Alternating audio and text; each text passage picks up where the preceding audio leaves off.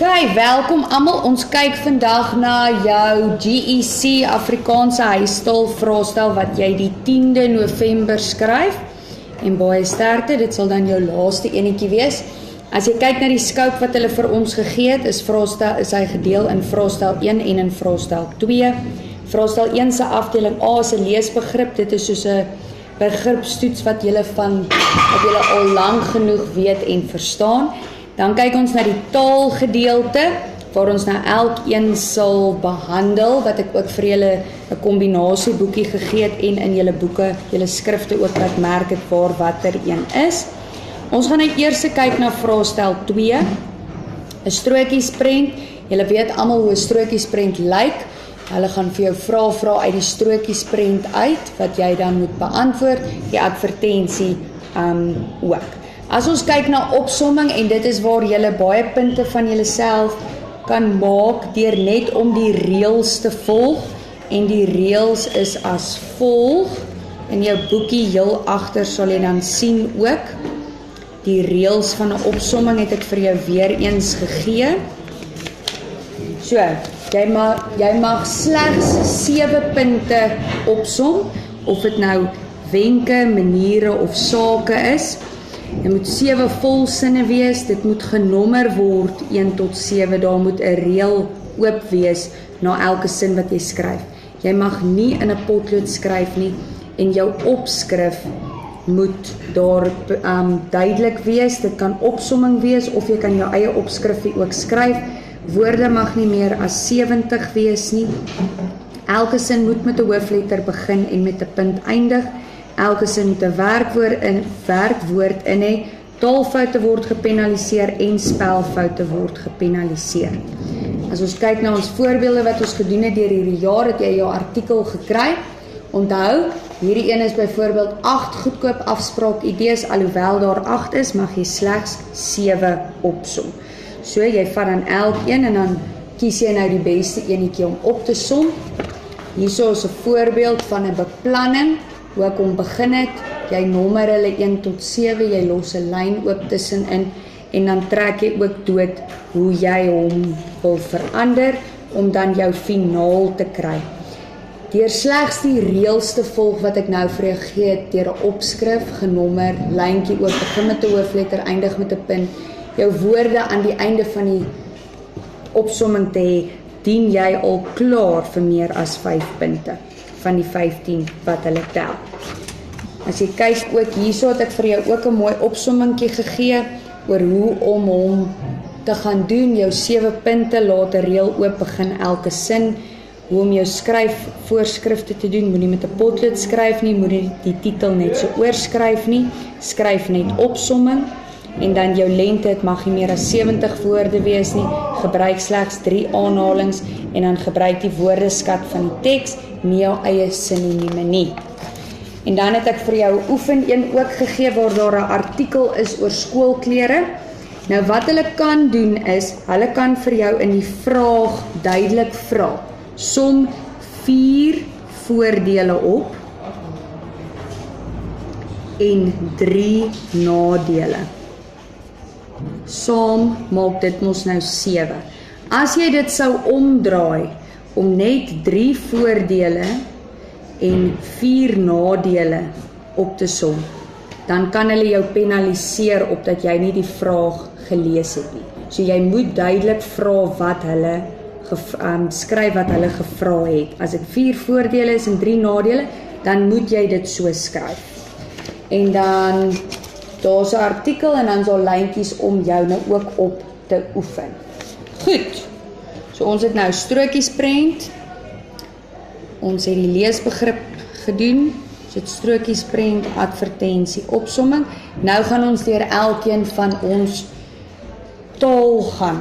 So ons eerste een is sinonieme. Jy doen al sinonieme van baie lank af, so daar is nie regtig 'n probleem met dit nie. Sinonieme, vir die wat nog onseker is daaroor, beteken selfde. Soos byvoorbeeld taak, opdrag, praat, gesels, meisie, dogter, moeder, mamma. Dis dieselfde term, dis dieselfde betekenis, net in 'n ander tipe woord. Daar was 'n oefeningkie ook vir jou. Daar is nog voorbeelde van sinonieme. Gratis, verniet, grappig, snaaks. As jy hartseer is jy ongelukkig. Alles beteken dieselfde. Dan het ons antonieme. Antonieme is die teenoorgestelde. So jou antonieme is anders. Byvoorbeeld lelik, mooi, vinnig, stadig, meisie, seun, moeder, vader. Geduldig, dan kry jy ongeduldig.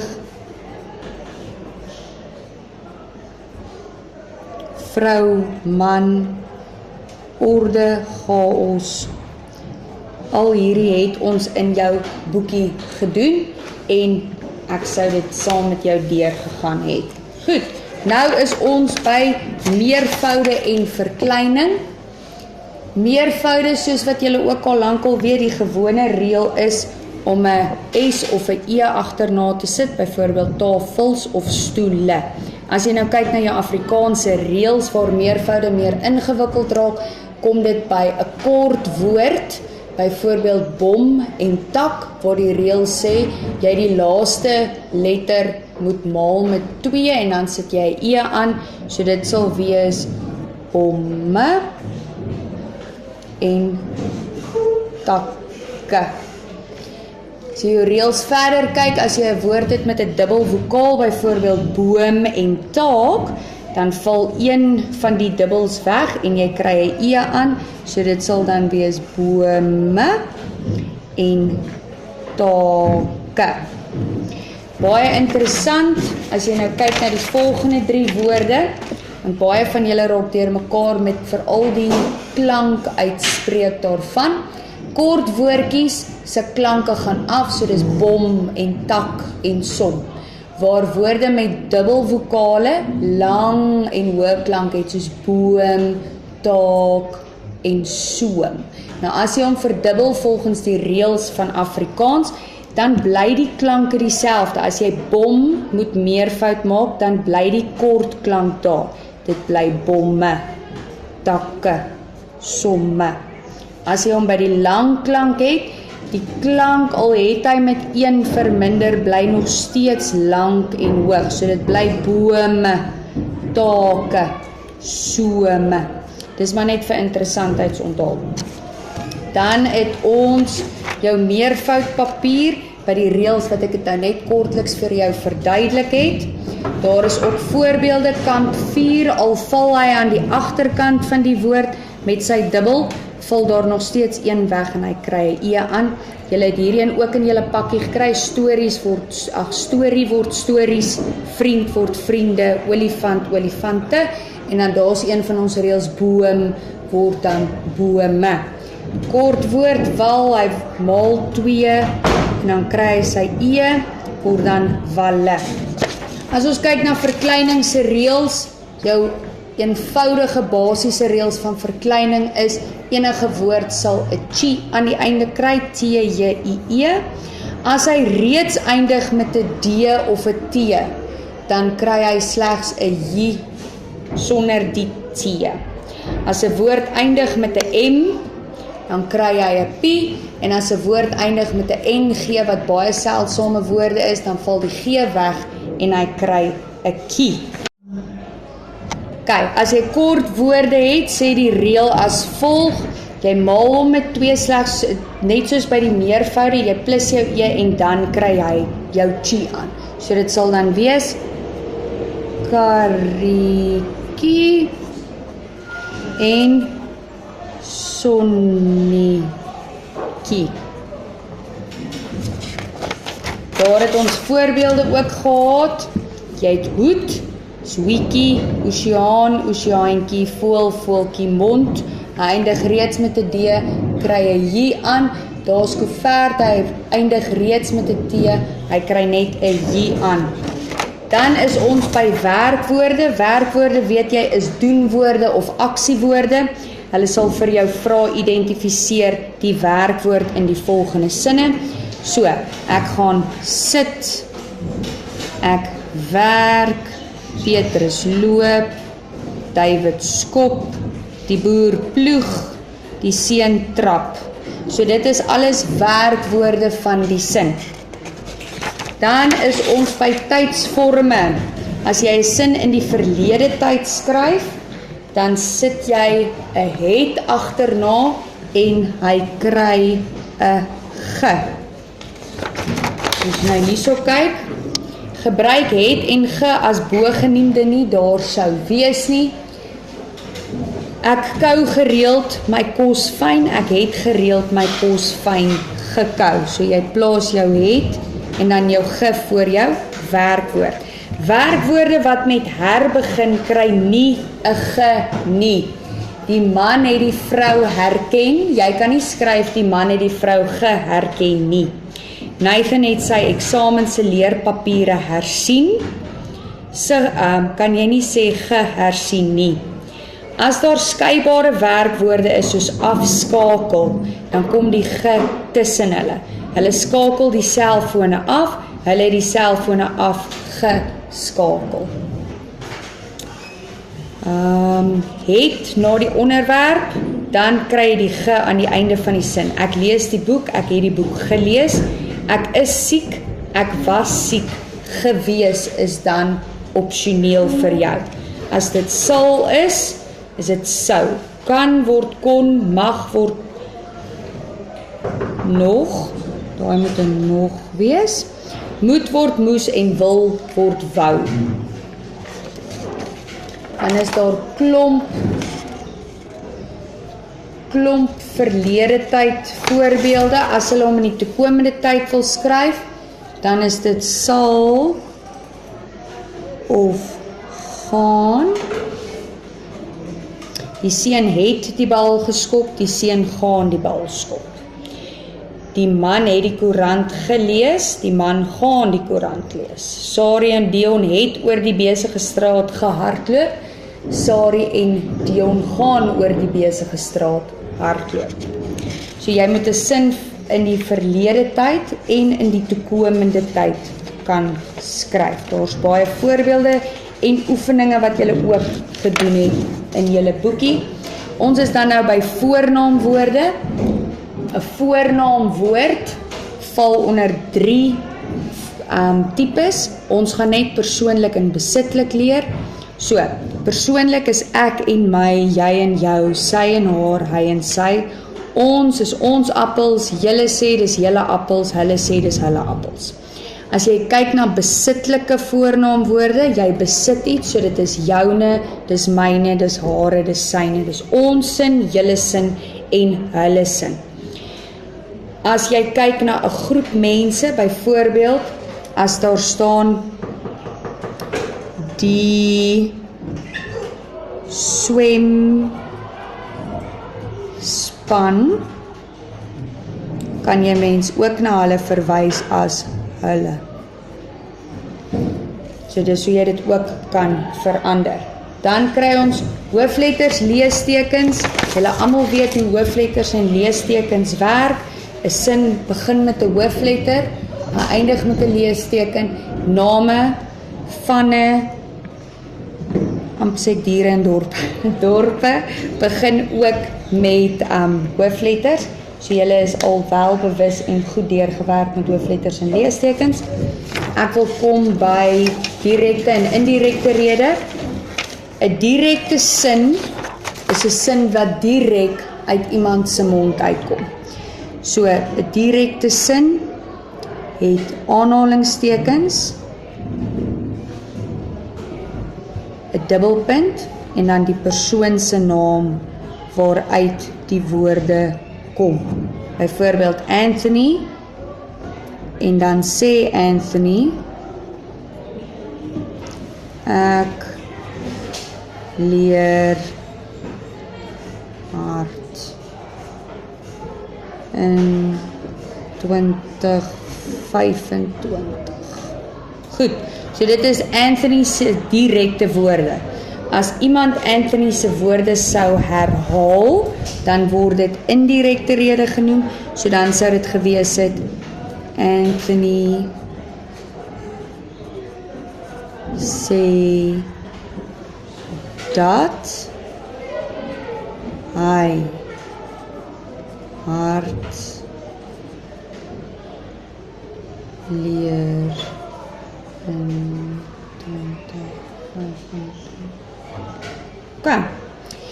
Die belangrikste vir julle is om te onthou dat daar aanhalingstekens is en hoe om hulle te plaas saam met hulle dubbelpunte en onthou hoofletter en punt.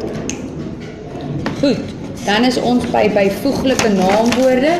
Byvoeglike naamwoorde beskryf die selfstandige naamwoord en 'n selfstandige naamwoord kan getoets word deur trappe van vergelykings en intensiewe vorm. Ek kan nie sê kom ons sê blonde meisie. As ons nou moet identifiseer wat se een is die byvoeglike naamwoord, sal dit wees meisie. Hoe gaan ons hom toets? Meisie, meisier, meisiest? Nee. So dit gaan wees blonde, want jy kan sê blond, blonder, blondste. Om die byvoeglike naamwoorde te identifiseer, is dan wat jy hierso gaan moet doen. En dan moet jy ook kyk, as jy hom in 'n sin sit, sy oorspronklike vorm, die jonk meisie, staan onder die hoogboom. Jy kan nie sê die jonk meisie nie, so jy gaan hom moet verander na die jong meisie staan onder die hoë boom. Goed, dan is ons nou klaar met byvoeglike naamwoorde. As ons kyk na trappe van vergelyking, julle weet die stellende trap is die gewone woord, dan kry jy vergrotende trap en oortreffende trap. Wat ek gewoonlik vir julle sal vra is om die tweede trap of die derde trap vir my te gee van die volgende woorde. Onthou, hy kry 'n ER in die vergrotende trap en 'n STE in die derde trap. Dan as 'n woord met 'n R eindig, dan kry hy dir, byvoorbeeld donker, donkerder en dan donkerste. As 'n woord met 'n G eindig, byvoorbeeld sag, sagter, sagste. 'n G einde woord kan ook net 'n gewone ER kry, soos byvoorbeeld streng, strenger, strengste. Dan is ons by afkortings. Afkortings het ek vir julle in julle boek die papier gegee, so jy gaan hom deurgaan, soos wat ek hom hierso vir jou gegee het.